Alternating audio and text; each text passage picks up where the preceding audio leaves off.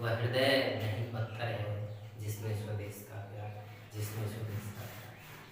मतलब स्वदेश, स्वदेश मतलब होता है अपनी मिट्टी, अपनी माटी, जहाँ हम जन्मे हैं, जिस धरती माँ से अपने रस, जीवन रस मैंने लिया है और मैं अपने इस जवानी को प्राप्त हुआ हूँ, इतना दिन मैंने जिया है जिस मिट्टी में, उसका कर्ज। और कहीं न कहीं हम लिए हैं तो उसका चुकाना बनता है अपना।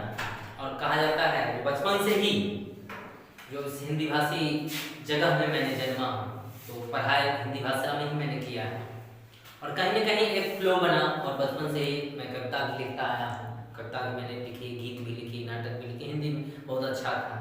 इंग्लिश भी पढ़ने का मौका मिला, इंग्लिश भी धीरे धीरे सीखता गया। लेकिन कहने का मतलब एक इंग्लिश नहीं जानने का कसक रखता था, जो बहुत लोग जान रहे हैं। कुछ ऐसे जगह पर जाऊंगा जहाँ पर हिंदी नहीं आ रही है या कम आ रही है तो थोड़ा लज्जित सा महसूस होता है। तो कहीं न कहीं क्यों हो रहा है? कहीं न कहीं विशेष सम्मान हम लोग इंग्लिश को दे रहे हैं। अब वही कारण है हमको हिंदी दिवस मनाना पड़ रहा है, क्योंकि ज़्यादा सम्मान है हमारे नजरों में अभी तक इंग्लिश का। 4 लाइन इंग्लिश में बोल लेते हैं हम लोग, खुद को जेंटलमैन समझने लगते हैं। जबकि कहा जाता है जो दिल में जो अंदर जो जितनी भी भावनाएं होती है उसको हम अपनी मातृभाषा में ही व्यक्त कर सकते हैं, और मातृभाषा के अलावा किसी दूसरी भाषा में संभव ही नहीं है दिल की समस्त भावनाओं को व्यक्त करना। अगर दूसरी भाषा में आप व्यक्त भी करते हैं तो वो एक बनावटी होगा, दिल का नहीं होगा, आर्टिस्टिक नहीं होगा, उसमें कुछ जीवंतता नहीं होगी, बनावटीपन होगा। और कहीं न कहीं आज हमको हिंदी दिवस मनाना पड़ रहा है, क्योंकि उसको हम लोग मेन स्ट्रीम में अपनी भाषा को नहीं लाए।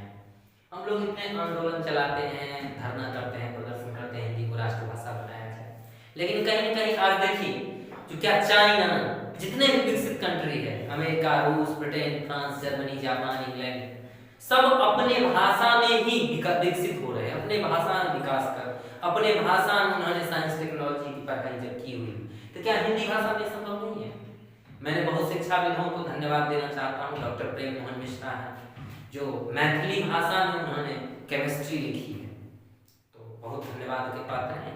ऐसे ऐसे बहुत महापुरुष हैं जो कि प्रयासरत हैं, प्रयास कर रहे हैं और जितनी कलात्मकता व्यक्त कर रहे हैं, बहुत संस्कृत के बहुत नजदीक हैं हिंदी। और ये एक तरह से दोनों कहा जाए, एक तरह से ज्वाइंट ट्विन लैंग्वेज भी बोल सकते हैं, जुड़वा भाषा भी बोल सकते हैं। और कहीं न कहीं बार बार दर्द यही होता है जो इंग्लिश सीखने के चक्कर में जितना समय जाता है, अगर उतना समय हमको सब्जेक्ट मैटर को एक्सपर्टाइज करने में, सब्जेक्ट मैटर की विशेषज्ञता हासिल करने में अगर लगाया जाए तो इंटेलिजेंस ही और अपर जा सकती है, और ऊपर जा सकती है। हमारी जितनी भी प्रतिभाएं हैं स्टार्टिंग के, शुरुआती के बहुत समय उनको विदेशी भाषा, इंग्लिश भाषा सीखने में ही चले जाती है, और इंग्लिश भाषा वो ठीक ढंग से नहीं समझने के कारण वो मूल भावना को, सब्जेक्ट के मूल भावना को समझ ही नहीं पाते। तो कहाँ, जब मूल भावना ही नहीं समझ रहे हैं, मूल चीज ही नहीं समझ रहे हैं, तो कहाँ से वो रिसर्च और इनोवेशन करेंगे, कहाँ से वो प्रयोग करेंगे, कहाँ से शोध करेंगे, कहाँ से खोज करेंगे। तो आज बहुत दुखद कहा जाए जो 21वीं सदी में हम जी रहे हैं, और अभी तक आज़ादी का अमृत महोत्सव भी मैंने मना लिया, 75 साल पूरे हो गए, और कहीं न कहीं 2047 तक अपने देश को विकसित करने की का भी सपना लिए जा रहे हैं, और अभी तक हिंदी भाषा हमारी पूरी तरह से हम लोग अपनाए नहीं, उनका पूरा सम्मान नहीं है। हिंदी हम लोग बोलते हैं तो सभी जगह इंटरव्यू या कितने भी इंस्टीट्यूट या कहा जाता है IAS के एग्जामिनेशन या बहुत सारे प्रीलिम्स एग्जामिनेशन, बहुत सारे कॉम्पिटिटिव एग्जामिनेशंस, सभी जगह या प्राइवेट कंपनीज, सब जगह इंग्लिश का बोलबाला है। एक कहीं ना कहीं जैसे लगता है एलीट सोसाइटी अपने आप को इंग्लिश भाषा के माध्यम से अपने आप को अलग कर लेती है।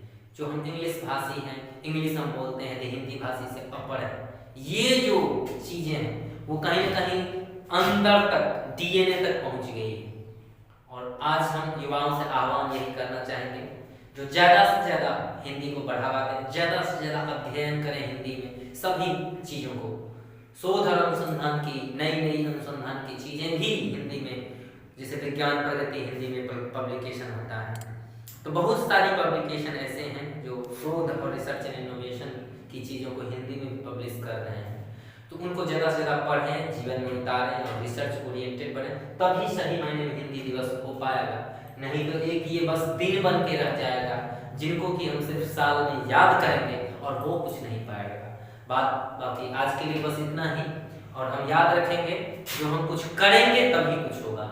अगला जनरेशन, अगली पीढ़ी जो है वो यही कहेगी जो मेरी पिछली पीढ़ी जो करेगी उसी के हम परिणाम हैं। इसलिए हमें अभी ताकत लगाना होगा, और वो दिन दूर नहीं जब अपनी मातृभाषा, अपनी संस्कृत, कहा जाता है संस्कृत भाषा को जितने भी विकसित देश हैं 5वीं कक्षा तक अनिवार्य कर दी है, और आज हम लोगों को शर्म लगती है हिंदी और संस्कृत भाषा बोलने में।